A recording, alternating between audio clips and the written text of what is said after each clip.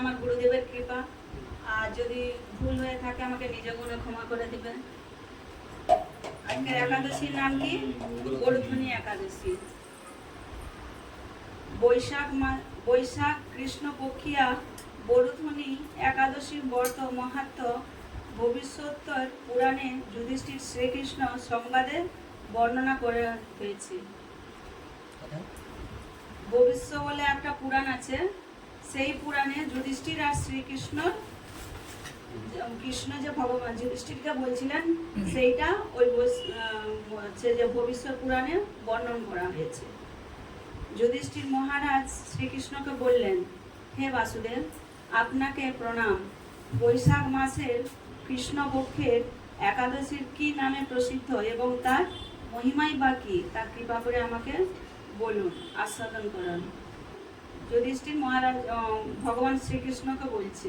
তার উত্তরে শ্রীকৃষ্ণ বললেন, হে রাজন, ইহলোক ও পরলোকে বৈশাখ মাসের কৃষ্ণপক্ষিয়া একাদশীর বরুধ্বনি নামে বিখ্যাত।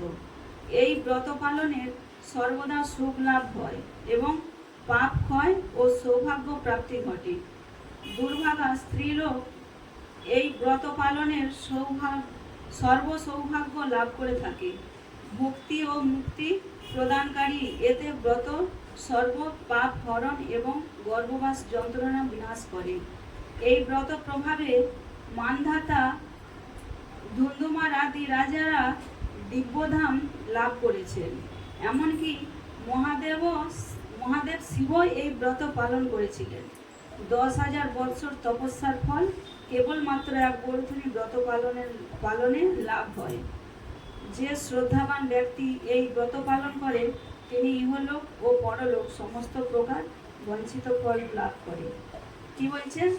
এই বরুধ্বনি একাদশীর মাহাত্ম্যটা এতই বড় যে যে নারী, যে স্ত্রী ভাগ্যহীন, দুর্ভাগ্যবশতী যার থাকে, সেও যদি এই একাদশীর ব্রতটা নিষ্ঠাভাবে পালন করে, তার দুর্ভাগ্য কেটে গিয়ে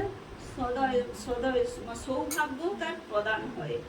আর যতই পাপ যাই হোক না কেন, সে মুক্তি পেয়ে যায়। এমনকি বলছে, এমনকি মান্ধাতা রাজা, সেও এই বরুধ্বনি হচ্ছে যে একাদশী পালন করে স্বর্গলোক প্রাপ্তি হয়েছিল।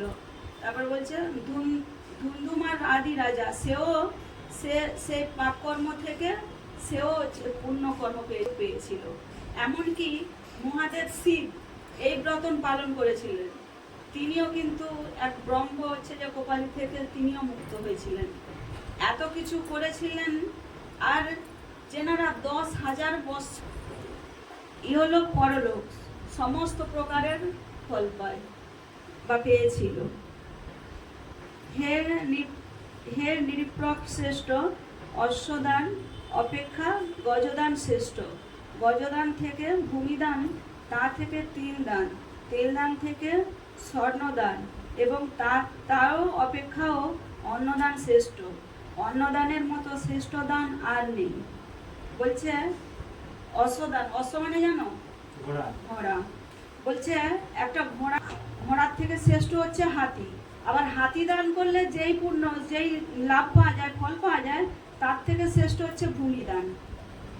ভূমি মানে হ্যাঁ, ভূমিদান। আর ভূমিদানেরও মানে আছে। ভূমিদানের মানে আছে, যেমন ভূমিদান করলে অনেক, আমাকে একজন জিজ্ঞাসা করেছিল, মাতাজি হচ্ছে দিদি ভাই, ভূমিদানের আবার কি ফল পাওয়া যায়? এটা ভূমিদান যে করা হয়, ভূমিদান বলতে তুমি কি ফল পাবে? যে তুমি এই যে যাযাবররা এখান ওখান ঘুরে বেড়ায় না, অনেকেই আছে, মানে আমরা অনেক কষ্টে, মানে আমার ঘর সম্পত্তি কিছু নেই, আমরা কষ্টে কোনো গাছের তলায় এখানে ওখানে কোনো ভাড়ায় কারো আশ্রিত হয়ে বাস করি। বলছে ভূমিদান করলে তুমি জন্মান্তরে তোমার ওই ভূমি মানে থেকে তুমি বঞ্চিত হবে না, তোমার ঘর বাড়ি মানে তোমার থাকার স্থান পাবে তুমি। এও জন্মে না, জন্ম করে এই ভূমিদানের সেই মানে। বলছে একটা গজ শ্রেষ্ঠ, তো গজর থেকেও হচ্ছে যে শ্রেষ্ঠ ভূমিদান। আবার ভূমিদানের শ্রেষ্ঠ তিলদানের থেকেও শ্রেষ্ঠ কি স্বর্ণদান। আর সোনাদান করলে যেটা ফল পাই, তার থেকেও আবার শ্রেষ্ঠ করে গেছে কি অন্নদান। বলছে সর্বশ্রেষ্ঠ অন্নদান। অন্নদান আবার কিরকম, তুমি আমাকে খেতে দিয়ে দিবে, আমি খেয়ে নেবো, এইরকমটা নয়। এতেও আছে, কিন্তু তুমি ফল পাবে। এই যেমন এই যে সৎসঙ্গের একটা এখানে প্রোগ্রাম হচ্ছে, কোনো জায়গায় ভগবানের একটা কোনো অনুষ্ঠান চলছে, সেখানে গিয়ে কিছু সেবা তো হয়, প্রসাদ তো হয়, সেখানে গিয়ে তুমি অন্ন সেবা দিয়ে দেবে, বৈষ্ণব সেবা দেবে। কোথাও মানে কোনো মেয়ের বিয়ে হচ্ছে, সেখানে তুমি অন্নদান দেবে। এরকম দান করলে এই অন্নদান, বলছে এই শাস্ত্রে আছে সর্বশ্রেষ্ঠ অন্নদান আছে, তাই তো। অন্নদানের মতো শ্রেষ্ঠ দান আর কোনো কিছুই নেই। পিতৃলোক, দেবলোক ও মানুষেরা অন্নদানই পরিতৃপ্ত হন। বলছে মানুষেরা তো, আমরা তো তৃপ্তি পাচ্ছি, তার সঙ্গে সঙ্গে পিতৃলোকও পাচ্ছে, দেবলোকও পাচ্ছে। আর পণ্ডিতেরা কন্যাদানকে অন্নদানের সমান বলে থাকেন। স্বয়ং ভগবান গোদানকে অন্নদানের সমান বলেছেন। দেখো, অন্নদান সর্বশ্রেষ্ঠ, কিন্তু এর সঙ্গে আরো দুজনকে অ্যাড করেছে। ব্রাহ্মণরা বলছে মানে কন্যাদান, তোমার মেয়ে নেই, কন্যাদান বলতে কিরকম, তুমি একটা মেয়ের বিয়ে দেবে, কন্যাদান করবে, তোমার মেয়ে নেই, তুমি বলবে, তখন বলবে আমার তো মেয়ে নেই, তাহলে আমি কন্যাদান কি করবো। যারা দেখবে গরিব ব্যক্তি, তাদের মানে অসমর্থ মানুষ, তাদের সমর্থ নেই কন্যাকে ঠিকভাবে বিদায় করবে, তাকে দেবে, তুমি সেখানে গিয়ে বলবে যে তোমার কন্যার ভার আমার, আমি সেই কন্যার বিবাহ দেবো, স্বয়ং তুমি কন্যাদান করবে। সেইটা হচ্ছে অন্নদানের মতো। কন্যাদানটাও শ্রেষ্ঠ, মানে অন্নর সঙ্গে তুলনা করেছে, অন্নদানের সঙ্গে। আর স্বয়ং ভগবান বলছে গোদান, মানে গোমাতা, ধেনু হচ্ছে যে মানে গোমাতা যদি দান করো, সেটাও অন্নর সঙ্গে তুলনা করেছে। এইটাকে তুলনা করেছে স্বয়ং ভগবান। তার মানে অন্নর সঙ্গে অন্ন, ওই একই ফল পাওয়া যাবে কিসে কিসে, অন্ন, গোমাতা আর কন্যা, এই তিনটা হচ্ছে যে দানে তুমি একই ফল পাবে। আবার এই সমস্ত প্রকার দান থেকেও আরো একটি শ্রেষ্ঠ আছে, কি জানো, বিদ্যাদান। এর থেকেও সর্বশ্রেষ্ঠ, আবার এদের থেকেও মানে উচ্চমান, আরো সর্বশ্রেষ্ঠ ফল পাবে তুমি, কি না, বিদ্যাদান। ভগবানের তুমি শাস্ত্র মানে কাউকে এই ভগবানের হরিকথা, আমি এই যেমন মাতাজির কাছ থেকে একটা কীর্তন শুনলাম, তোমার কাছ থেকে একটা শ্লোক শুনলাম, এর কাছ থেকে একটা মহাপ্রভুর মুখের কোন শিক্ষা বাণী শুনলাম, নানা রকম দিয়ে জ্ঞান প্রদান করা, বিদ্যা দিয়েই, এগুলো তো একটা বিদ্যার্থী, বিদ্যা দিয়েই আমাদের মনকে তুমি জয় করতে পারবে, বা এইটা হচ্ছে সর্বশ্রেষ্ঠ, কারণ আমি শিখতে পারবো। আরেকটা জিনিস, এই বিদ্যাদানটা এমনই জিনিস, তুমি আমাকে, তোমার মাতাজির কাছ থেকে আমি অনেক কিছু শিখেছি, মাতাজিকে আমি দক্ষিণা স্বরূপ আমি 2 টাকা 5 টাকা 5 লাখ টাকা দিয়ে দিলাম, পূর্ণ হয়ে গেল, মানে ঋণ চুকিয়ে দিলাম না। এটা এমনই একটা জিনিস, ঋণ চুকানো যায়নি, যায়। বিদ্যা জিনিসটা এমনই, যতই পয়সা দাও ঋণ চুকানো যায় না, পারে না, সেই রকম। তাহলে সর্বশ্রেষ্ঠ কি হচ্ছে, বিদ্যা। কিন্তু এই বড়ুথিনী ব্রত পালনের সেই বিদ্যাদানের সমান ফল লাভ হয়।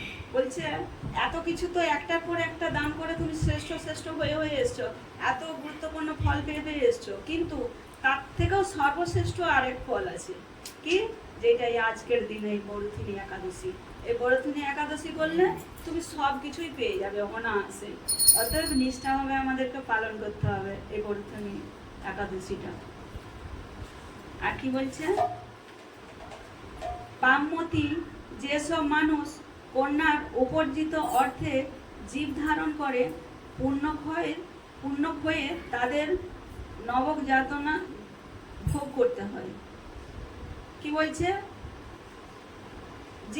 যে বাবা কন্যা সন্তান, পুত্র সন্তানের অর্জনে তো সব বাবা মাই খায়, কিন্তু কন্যার হচ্ছে যে উপার্জিত ধনে যে হচ্ছে যে হ্যাঁ, তাদের পাপ তাদের যেটুকু পুণ্য থাকে, সেই পুণ্যটা ক্ষয় হয়ে তাদেরকে নরক যন্ত্রণা ভোগ করতে হয়। এখানে কিন্তু মায়ের কথা বলা নেই, বাবার কথা বলা আছে। যে কন্যার বাবা, যে কন্যা সন্তানের বাবা কন্যার উপর যেতে হচ্ছে যে পেট মানে লালন পালন করে, যে যার সংসার মেনটেন্স করে, তার দিকে তাদের যেটুকু পুণ্য থাকে, পুণ্য ক্ষয় হয়ে তাকে নরক যন্ত্রণা ভোগ করতে হয়। তাই কখনো কন্যার উপার্জিত অর্থ গ্রহণ করা উচিত নয়। যে ব্যক্তি বিভিন্ন স্বর্ণালঙ্কার সহ কন্যাদান করেন, তার পুণ্যের হিসাব স্বয়ং চিত্রগুপ্ত করতে অসমর্থ হন। হরি বল।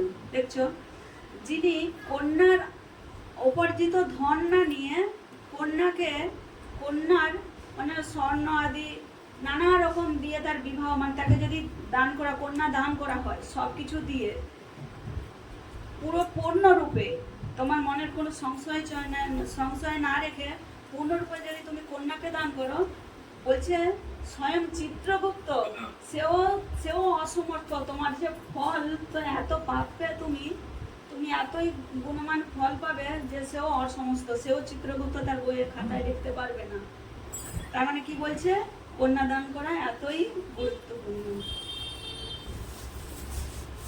কিন্তু বরুথিনী ব্রত পালনকারী কন্যাদান থেকেও বেশি ফল লাভ করে। বলছে এত বড় ফল আছে, কিন্তু ওর থেকেও এই বরুথিনী একাদশীতে সে ফল তার থেকেও বেশি, ওর সমান নয়, ওর থেকেও বেশি ফল আছে। অতএব এই একাদশীটা আমাদের নিষ্ঠাভাবে করা অবশ্যই উচিত। সবই করা উচিত, কিন্তু যেনারা করেননি তাদের জন্য এটা অবশ্যই করা উচিত, তাই না?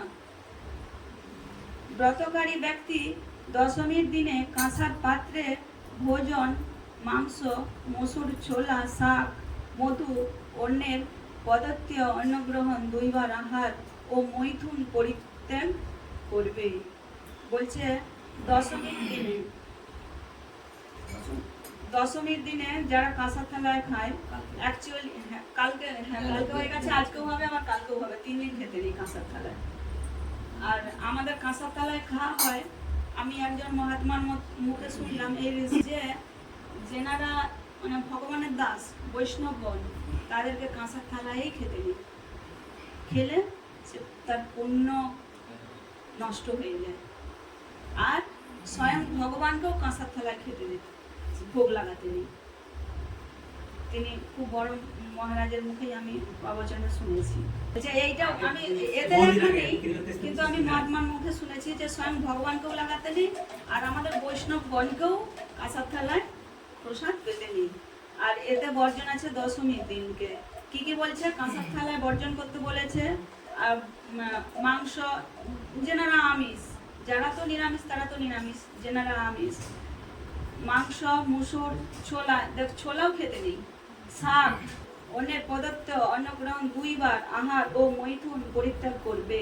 অন্যের পদার্থ মানে তার মানে পয়সা খাওয়া যাবে, অন্যের মানে ও তো তুমি আমাকে খাওয়াবে, মানে কালকে দশমীর দিনে তুমি আমাকে খাইছো, আমি খাবো না, এটাই তো আমি বলবো। হ্যাঁ, মানে মহাত্মার মুখে শুনেছি কোন বৈষ্ণবগণকেই, মানে যারা মানে বৈষ্ণব নয় তাদের কথা উল্লেখ করে বলেননি, অতএব আমিও বলতে পারবো না। যেনারা বৈষ্ণবগণ এই কাঁসার থালায় খেতে নেই, আর ভগবানকেও ভোগ লাগাতে নেই কাঁসার থালায়। আর 2 বার আহার, তার বেশি নয়। মৈথুন মানে স্বামী স্ত্রীর সঙ্গ, এগুলো বর্জন করতে বলেছে, পরিত্যাগ করতে বলছে। আর কি বলছে? দ্রুত ক্রীড়া, নেশা জাতীয় দ্রব্য, দিবানিদ্রা, পরনিন্দা, পরচর্চা, প্রতারণা, চুরি, হিংসা, মৈথুন, ক্রোধ ও মিথ্যা বাক্য একাদশীর দিন বর্জনীয়। আচ্ছা, ওইটা আজকের দিনের জন্য। কি আছে? দ্রুত ক্রীড়া, এটা তো 5টার মানে তো জানোই, ওইগুলো করা চলবে না। নেশা কোনো, আর দিনের বেলাও শয়ন যেতে, দিবানিদ্রা, দুপুরে শয়ন নেবে না, দিবানিদ্রা, দুপুরে শয়ন নেবে না। পরনিন্দা, পরের কোনো পরে চর্চা, প্রতারণা, প্রতারণা মানে জানো, মানে চালাকি, হ্যাঁ, চুরি, হিংসা, মৈথুন, ক্রোধ ও মিথ্যা বাক্য একাদশীর দিন বর্জনীয়। এই কয়েকটা জিনিস একাদশীর দিন তো চলেই না। তারপরে বলছে কি? কাঁসার পাত্রে ভোজন, মাংস, মসুর, মধু, তেল, মিথ্যা ভাষণ, ব্যায়াম, 2 বার আহার ও মৈথুন, এসব দ্বাদশীর দিনে পরিত্যাজ্য। দ্বাদশীর দিনেও উল্লেখ করা আছে। কি রাজন এই বিধি অনুসারে বরুথিনী ব্রত পালনে সকল প্রকার পাপের বিনাশ এবং অক্ষয় গতি লাভ হয়। তুমি যদি এই ব্রতটা পালন করছো, যত পাপ আছে সব তো ক্ষয় হয়ে যাবে, আর তোমার বাদ বাকি যা পুণ্যের আছে সে কোনোদিনও মানে ক্ষয়বে না। অক্ষয় হয়ে থাকবে, তাই তো? অক্ষয় হয়ে থাকবে এই যদি একাদশীটা করে থাকো। যিনি হরিবাসরে রাত্রি জাগরণ করে ভগবান জনার্দনকে পূজা করেন, তিনি সর্বপাপ মুক্ত হয়ে পরমগতি লাভ করেন। ওই পাঁচটা হরিবাসরের যদি কেউ রাত্রি জাগরণ করে, বা ভগবানের জাগরণ বলে কি তুমি আমি এই মোবাইলে একটা মুভি দেখছি জাগরণ করছি, ওরকম না। তোমার সামনে আছে বিগ্রহ আছে বা আলেখ্য আছে বা তোমার কিছুই নেই, সামনে বৃন্দা দেবীকে বোস করিয়ে, কেন বৃন্দা দেবীর কাছেই সকলেই বাস করে, তোমার বিগ্রহ নেই, কোনো আলেখ্য নেই সামনে, সবারই আছে, তবু একটা এক্সাম্পল দিচ্ছি। তুমি বৃন্দা দেবীকেই রেখে সেখানে তুমি কীর্তন করো, নাম করো, মানে ভগবানেরই এ নিয়ে থাকতে হবে, তুমি উল্টো পাল্টা করা চলবে না। দিয়ে পুরো রাত্রি তুমি জাগরণ করবে, ব্রহ্ম মুহূর্তে স্নান করে সব রেডিয়ে তোমার পূজা অর্চনা করলে, সূর্য উদয় হলো, মহাপ্রসাদ পেলে, ভগবানকে ভোগ লাগিয়ে দিলে, যাই হোক দিয়ে প্রসাদ পেয়ে যাবে, তোমার জাগরণ। কি বলছে, এই বড়দিনী ব্রত করলে অক্ষয় প্রাপ্তি লাভ হয়, তোমার যা পাপ হয়ে যায় পূর্ণ পুরো অক্ষয় হয়ে থাকে। আর কি বলছে, তাই সূর্যপুত্র যমের যাতনা থেকে পরিত্রাণের জন্য পরম যত্নে এই একাদশী ব্রত পালন করা কর্তব্য। যমের বাবা কে বলছে? সূর্যের পুত্র। বলছে যমরাজের যে তোমাকে যে নরক যন্ত্রণা পেতে হয়, সেই নরক যন্ত্রণাকে পেতে তোমার পাপকর্মের জন্য এই যে একাদশীটা করলে সেই নরক যন্ত্রণা থেকে, মানে যমের থেকে তুমি পরিত্রাণ পাবে। ওই জন্য এই একাদশীটা করা অবশ্যই কর্তব্য আমাদের। বরুথনী একাদশীর ব্রত কথা শ্রদ্ধাভাবে পাঠ বা শ্রবণ করলে সহস্র গোদানের ফল লাভ হয় এবং সর্বপাপ থেকে মুক্ত হয়ে বিষ্ণু লোকে গতি হয়। হরি বল। বলছেন এই একাদশীর ব্রতটা পালন করলে, ভালো করে শ্রদ্ধাবশত শ্রবণ করলে কি হয় বলছে, সহস্র 100 হচ্ছে যে সহস্র গোদানের ফল পায়, আর গোদানের ফল পায়, আর যত পাপ যেমন করে পাপ হয় তার থেকে মুক্ত পাওয়া যায়। তাহলে আমরা কি বুঝলাম? যা বুঝেছি যথেষ্ট বুঝেছি, সেভাবেই অবশ্য করা দরকার। তাহলে দশমীর দিনকেও শাক ছোলা মধু খাবে না, আর একাদশীতেও হবেই না, আর দ্বাদশীতেও খাবে না, আর কাঁসার থালাটা বর্জন করবে, ঠিক আছে? আর মহাপ্রসাদের টাইম জানো সবাই? 5:30 থেকে 9টা। 5টা 6টা, 5টা 10, হ্যাঁ 5:30 থেকে 5টা 9টা করে যে সেগুলো সেইভাবে চলছে, এইটা চলতে আবার বাড়িটা না। চলো, হরে কৃষ্ণ কৃষ্ণ কৃষ্ণ হরে হরে, হরে রাম রাম রাম। আর অনেক